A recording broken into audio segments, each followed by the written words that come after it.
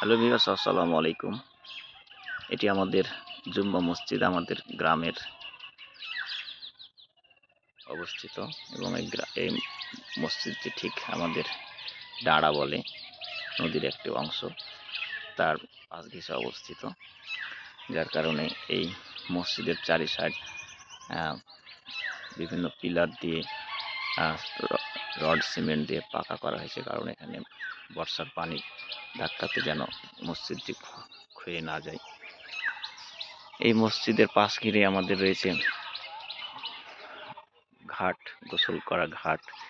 ঘাটটিকে বাঁধানো আছে পাথর দিয়ে।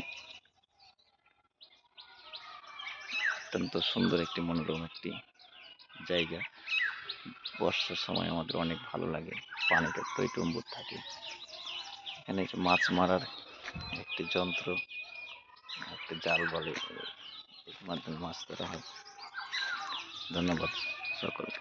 মসজিদের অপরূপ ভিউটা দেখবেন।